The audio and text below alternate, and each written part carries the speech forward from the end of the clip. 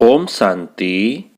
आज 15 फरवरी 2021 की मुरली में बाबा ने कहा, मीठे बच्चे, यह संगम युग है, चढ़ती कला का युग।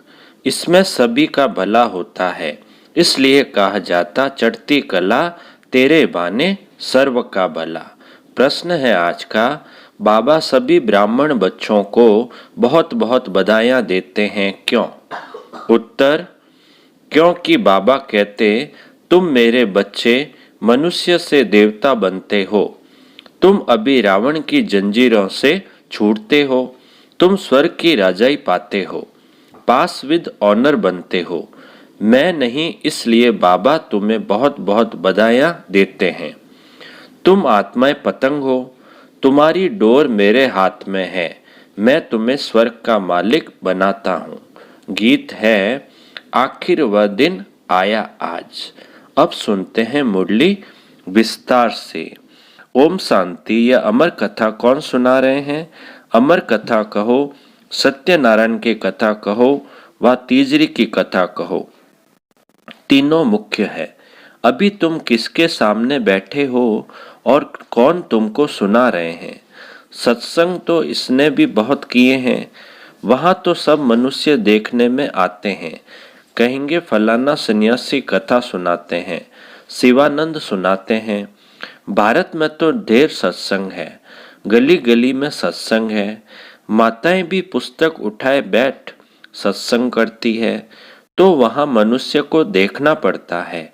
लेकिन यहाँ तो वंडरफुल बात है, तुम्हारी बुद्धि में कौन है? परमात्मा। तुम कहते हो अभी बाबा सामने आया हुआ है। निराकार बाबा हमको पढ़ाते हैं। मनुष्य कहेंगे वह ईश्वर तो नाम रूप से न्यारा है। बाप समझाते हैं कि नाम रूप से न्यारी कोई चीज है नहीं। तुम बच्चे जानते हो, यहाँ कोई भी साकार मनुष्य नहीं पढ़ाते हैं, और कहाँ भी जाओ सारी वर्ल्ड में साकार ही पढ़ाते हैं।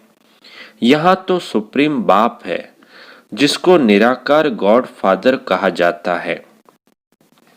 वह निराकार साकार में बैठ पढ़ाते हैं।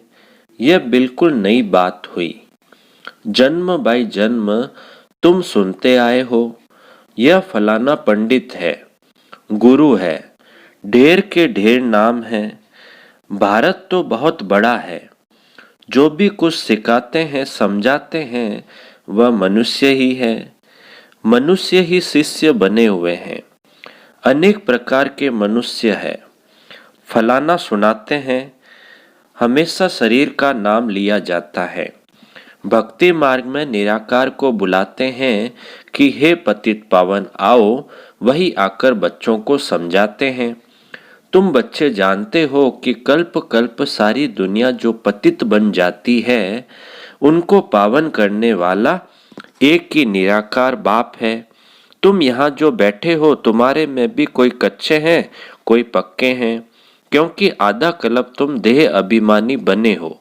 अब देही अभिमानी इस जन्म में बनना है। तुम्हारी देह में रहने वाली जो आत्मा है, उनको परमात्मा बैठ समझाते हैं। आत्मा ही संस्कार ले जाती है। आत्मा कहती है आर्गन्स द्वारा कि मैं फलाना हूं, परंतु आत्म अभिमानी तो कोई है नहीं। बाप समझाते हैं जो इस भारत में सूर्यवंशी चंद्रवंशी थे, वही इस समय आकर ब्राह्मण बनेंगे, फिर देवता बनेंगे। मनुष्य देह अभिमानी रहने के आदती है, देही अभिमानी रहना भूल जाते हैं। इसलिए बाप घड़ी घड़ी कहते हैं देही अभिमानी बनो। आत्मा ही भिन्न भिन्न चोला लेकर पाठ बजाती है। यह है उनके आर्गन्स। अब बाप बच्चों को कहते हैं मन मना भव। बाकी सिर्फ गीता पढ़ने से कोई राज्य भाग्य थोड़ी मिल सकता है। तुमको इस समय त्रिकालदर्शी बनाया जाता है। रात दिन का फर्क हो गया है। बाप समझाते हैं मैं तुमको राजयोग सिखाता हूँ। कृष्ण तो सत्युग का प्रिंस है। जो सूर्यवंशी देवताएं थे, उनमें कोई ज्ञान नहीं। ज्ञान तो प्राय लोप हो जाएगा। ज्ञान है ही सद्गति के लिए। सतयुग में दुर्गति में कोई होता ही नहीं, वह है ही सतयुग। अभी है कलयुग। भारत में पहले सूर्यवंशी 8 जन्म, फिर चंद्रवंशी 12 जन्म। यह एक जन्म अभी तुम्हारा सबसे अच्छा जन्म है। तुम हो प्रजापिता ब्रह्मा मुख वंशावली। यह है सर्वोत्तम धर्म। देवता धर्म सर्वोत्तम धर्म नहीं कहेंगे। ब्राह्मण धर्म सबसे ऊंच है। देवताएं तो प्रारब्ध भोगते हैं। आजकल बहुत सोशल वर्कर है। तुम्हारी है रूहानी सर्विस, वह है जिस्मानी सेवा करना। रूहानी सर्विस एक ही बार होती है। आगे ये सोशल वर्कर आदि नहीं थे। राजा रानी राज्य करते थे। सतयुग में देवी देवता थे। तुम ही पूज्य थे, फिर पुजारी बने। लक्ष्मी नारायण द्वापर में जब वाम मार्ग में जाते हैं तो मंदिर बनाते हैं। पहले पहले शिव का बनाते हैं। वह है सर्व का सद्गति दाता, तो उनकी जरूर पूजा होनी चाहिए। शिव बाबा ने ही आत्माओं को निर्विकारी बनाया था ना। फिर होती है देवताओं की पूजा। तुम ही पूज्य थे, फिर पुजारी बने। बाबा ने समझाया है, पा को याद करते रहो। सीढ़ी उतरते उतरते एकदम पट पर आकर पड़े हो। अब तुम्हारी चढ़ती कला है। कहते हैं चढ़ती कला तेरे बाने सर्व का भला। सारी दुनिया के मनुष्य मात्र ही अब चढ़ती कला करता हूँ। पतित पावन आकर सबको पावन बनाते हैं। जब सतयुग था तो चढ़ती कला थी और बाकी सब आत्माएं मुक्ति धाम में थी। बाप बैठ समझाते हैं, मीठे मीठे बच्चे मेरा जन्म भारत में ही होता है। शिव बाबा आया था, गाया हुआ है, अब फिर आया हुआ है। इसको कहा जाता है राजस्व अश्व में अविनाशी रुद्र ज्ञान यज्ञ। स्वराज्य पाने के लिए यज्ञ रचा हुआ है। विघ्न भी पड़े थे, अब भी पड़ रहे हैं। माताओं पर अत्याचार होते हैं। कहते हैं बाबा हमको ये नंगन करते हैं, हमको ये छोड़ते नहीं। बाबा हमारी रक्षा करो। दिखाते हैं द्रौपदी की रक्षा हुई। अभी तुम 21 जन्मों के लिए याद से बाप से वर्षा लेने आए हो। याद की यात्रा में रहकर अपने को पवित्र बनाते हो। फिर विकार में गए तो खलास, एकदम गिर पड़ेंगे। इसलिए बाप कहते हैं पवित्र जरूर रहना है। जो कल्प पहले बने थे वही पवित्रता की प्रतिज्ञा करेंगे। फिर कोई पवित्र रह सकते हैं, कोई नहीं रह सकते हैं। मुख्य बात है याद की। याद करेंगे, पवित्र रहेंगे और स्वदर्शन चक्र फिराते रहेंगे तो फिर ऊंच पद पाएंगे। विष्णु के 2 रूप राज्य करते हैं ना, परंतु विष्णु को जो शंख चक्र दे दिया है वे देवताओं को नहीं था, लक्ष्मी नारायण को भी नहीं था। विष्णु तो सूक्ष्म वतन में रहते हैं, उनको चक्र के नॉलेज की दरकार नहीं। वहां मूवी चलती है। अभी तुम जानते हो कि हम शांति धाम के रहने वाले हैं। वह है निराकारी दुनिया। अब आत्मा क्या चीज है वह भी मनुष्य मात्र नहीं जानते। कह देते आत्मा सो परमात्मा। आत्मा के लिए कहते हैं एक चमकता हुआ सितारा है जो भ्रकुटी के बीच रहता है। इन आंखों से देख न सकें, भल कोई कितना भी कोशिश करे, शीशे आदि में बंद करके रखे कि देखें कि आत्मा निकलती कैसे है। कोशिश करते हैं परंतु किसको भी पता नहीं पड़ता है आत्मा क्या चीज है, कैसे निकलती है। बाकी इतना कहते हैं आत्मा स्टार मिसल है, दिव्य दृष्टि बिगर उसको देखा नहीं जाता। भक्ति मार्ग में बहुतों को साक्षात्कार होता है। लिखा हुआ है अर्जुन को साक्षात्कार हुआ, अखंड ज्योति है। अर्जुन ने कहा हम सहन नहीं कर सकते। बाप समझाते हैं इतना तेजोमय आदि कुछ है नहीं। जैसे आत्मा आकर शरीर में प्रवेश करती है पता थोड़ी पड़ता है। अब तुम भी जानते हो कि बाबा कैसे प्रवेश कर बोलते हैं। आत्मा आकर बोलती है, यह भी ड्रामा में सारी नूंद है। इसमें कोई के ताकत की बात नहीं। आत्मा कोई शरीर छोड़ जाती नहीं है। आत्मा कोई शरीर छोड़ जाती नहीं है। यह साक्षात्कार की बात है। वंडरफुल बात है ना। बाप कहते हैं, मैं भी साधारण तन में आता हूँ। आत्मा को बुलाते हैं ना।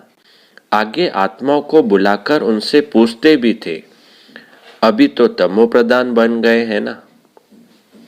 पहले पूछते थे ना आत्माओं को बुलाकर, अभी तो तमो प्रधान बन गए हैं ना। बाप आते ही इसलिए हैं कि हम जाकर पतितों को पावन बनाएं। कहते भी हैं 84 जन्म। तो समझना चाहिए कि जो पहले आए हैं उन्होंने ही जरूर 84 जन्म लिए होंगे। वह तो लाखों वर्ष कह देते हैं। अब बाप समझाते हैं, तुमको स्वर्ग में भेजा था, तुमने जाकर राज्य किया था। तुम भारतवासियों को स्वर्ग में भेजा था, राजयोग सिखाया था संगम पर। बाप कहते हैं, मैं कल्प के संगम युगे आता हूँ। गीता में फिर युगे युगे अक्षर लिख दिया है। अभी तुम जानते हो हम सीढ़ी कैसे उतरते हैं, फिर चढ़ते हैं, चढ़ती कला फिर उतरती कला। अभी यह संगम युग है, सर्व की चढ़ती कला का युग। सब चढ़ जाते हैं, सब ऊपर में जाएंगे, फिर तुम आएंगे स्वर्ग में पाठ बजाने। सत्युग में दूसरा कोई धर्म नहीं था, उनको कहा जाता है वाइसलेस वर्ल्ड। फिर देवी देवताएं वाम मार्ग में जाकर सब विश्वास होने लगते हैं। ठीक है ना, पहले वाइसलेस वर्ल्ड था, फिर देवी देवताएं वाम मार्ग में जाते हैं और सब विश्वास होने लगते हैं। यथा राजा रानी तथा प्रजा। बाप समझाते हैं, हे भारतवासी, तुम वाइसलेस वर्ल्ड में थे, अब है विश्वास वर्ल्ड। अनेक धर्म है, बाकी एक देवी देवता धर्म नहीं है। जरूर जब न हो तब तो फिर स्थापन हो। बाप कहते हैं, मैं ब्रह्मा द्वारा आकर आदि सनातन देवी देवता धर्म की स्थापना करता हूँ। यही करेगा ना, सूक्ष्म वतन में तो नहीं करेंगे। लिखा हुआ है, ब्रह्मा द्वारा आदि सनातन देवी देवता धर्म की रचना रचते हैं। तुमको इस समय पावन नहीं कहेंगे, पावन बन रहे हैं। टाइम तो लगता है ना। पतित से पावन कैसे बने, यह कोई भी शास्त्रों में नहीं है। वास्तव में महिमा तो एक बाप की है। उस बाप को भूलने के कारण ही आर्फन बन पड़े हैं, लड़ते रहते हैं। फिर कहते हैं, सब मिलकर एक कैसे हो। भाई भाई है ना। बाबा तो अनुभवी है, भक्ति भी इसने पूरी की है, सबसे अधिक गुरु किए हुए हैं। अब बाप कहते हैं, इन सबको छोड़ो, अब मैं तुमको मिला हुआ हूं। सर्व का सदगति दाता एक सत श्री अकाल कहते हैं ना। अर्थ नहीं समझते, पढ़ते तो बहुत रहते हैं। बाप समझाते हैं, अभी सब पतित है, फिर पावन दुनिया बनेगी। भारत ही अविनाशी है, यह कोई को पता नहीं है। भारत का कभी विनाश नहीं होता है और न कभी प्रलय होती है। भारत का कभी विनाश नहीं होता और न कभी प्रलय होती है। यह जो दिखाते हैं, सागर में पीपल के पत्ते पर श्री कृष्ण आए। अब पीपल के पत्ते पर तो बच्चा आ न सके। बताते हैं ना कि सागर में पीपल के पत्ते पर श्री कृष्ण आए। बाबा कहते हैं, अब पीतल के पत्ते पर तो बच्चा आ न सके। बाप समझाते हैं, तुम गर्भ से जन्म लेंगे, बड़े बड़े आराम से। वहां गर्भ महल कहा जाता है, यहाँ है गर्भ जेल। सत्युग में है गर्भ महल। आत्मा को पहले से ही साक्षात्कार होता है। यह तन छोड़ दूसरा लेना है। वहां आत्मा अभिमानी रहते हैं। मनुष्य तो न रचयिता को न रचना के आदि मध्य अंत को जानते हैं। अभी तुम जानते हो, बाप है ज्ञान का सागर। तुम मास्टर सागर हो। बाबा है ज्ञान का सागर और तुम बच्चे हो मास्टर सागर। तुम यानी माताएं हो नदियां और यह गोप है ज्ञान मान सरोवर। यह ज्ञान नदियां हैं, तुम हो सरोवर। प्रवृत्ति मार्ग चाहिए ना। तुम्हारा पवित्र ग्रस्त आश्रम था, अभी पतित है। बाप कहते हैं यह सदैव याद रखो कि हम आत्मा हैं। एक बाप को याद करना है। बाबा ने फरमान दिया है कोई भी देहधारी को याद न करो। इन आँखों से जो कुछ देखते हो वह सब खत्म हो जाना है। इसलिए बाप कहते हैं मन मना भव, मध्याजी भव। इस कब्रिस्तान को भूलते जाओ। माया के तूफान तो बहुत आएंगे, इनसे डरना नहीं है। बहुत तूफान आएंगे, परंतु कर्मेंद्रियों से कर्म नहीं करना है। तूफान आते हैं तब जब तुम बाप को भूल जाते हो। यह याद की यात्रा एक ही बार होती है, वह है मृत्युलोक की यात्राएं। अमरलोक की यात्रा यह है। तो अब बाप कहते हैं कोई भी देहधारी को याद न करो। बच्चे शिव जयंती की कितनी तारे भेजते हैं। बाप कहते हैं तत्त्वम। तुम बच्चों को भी बाप बधाइयां देते हैं। वास्तव में तुमको बधाइयां हो क्योंकि मनुष्य से देवता तुम बनते हो। फिर जो पास विद ऑनर होगा उनको जास्ती मार्क्स और अच्छा नंबर मिलेगा। बाप तुमको बधाइयां देते हैं कि अब तुम रावण की जंजीरों से छूटते हो। सभी आत्माएं पतंगे हैं, सबकी रस्सी बाप के हाथ में है, वह सबको ले जाएंगे। सर्व के सद्गति दाता है, परंतु तुम स्वर्ग की राजाई पाने के लिए पुरुषार्थ कर रहे हो। अच्छा, मीठे मीठे सिकिलदे बच्चों प्रति माता पिता बाप दादा का याद प्यार और गुड मॉर्निंग। रूहानी बाप की रूहानी बच्चों को नमस्ते। हम रूहानी बच्चों की रूहानी बाप दादा को याद प्यार गुड मॉर्निंग और नमस्ते नमस्ते नमस्ते। सदा रहेंगे हंसते हंसते, बन जाएंगे फरिश्ते। धारणा के लिए मुख्य सार में पहला पॉइंट है पास विद ऑनर होने के लिए एक बाप को याद करना है, किसी भी देहधारी को नहीं। इन आँखों से जो दिखाई देता है उसे देखते भी नहीं देखना है। दूसरा, हम अमरलोक की यात्रा पर जा रहे हैं, इसलिए मृत्यु लोक का कुछ भी याद न रहे। इन कर्मेंद्रियों से कोई भी विकर्म न हो, यह ध्यान रखना है। अब मीठे बाबा का मीठा वरदान है। अतीन्द्रिय सुखमय स्थिति द्वारा अनेक आत्माओं का आह्वान करने वाले विश्व कल्याणकारी भव। अतीन्द्रिय सुखमय स्थिति द्वारा अनेक आत्माओं का आह्वान करने वाले विश्व कल्याणकारी भव। विस्तार, जितना लास्ट कर्मातीत स्टेज समीप आती जाएगी उतना आवाज से परे शांत स्वरूप की स्थिति अधिक प्रिय लगेगी। इस स्थिति में सदा अतीन्द्रिय सुख की अनुभूति होगी और इसी अतीन्द्रिय सुखमय स्थिति द्वारा अनेक आत्माओं का सहज आह्वान कर सकेंगे। यह पावरफुल स्थिति ही विश्व कल्याणकारी स्थिति है। इस स्थिति द्वारा कितनी भी दूर रहने वाली आत्मा को संदेश पहुंचा सकते हो। स्लोगन है हर एक की विशेषता को स्मृति में रख फेथफुल बनो तो संगठन एकमत हो जाएगा। हर एक की विशेषता को स्मृति में रख फेथफुल बनो तो संगठन एकमत हो जाएगा। अच्छा, ओम शांति।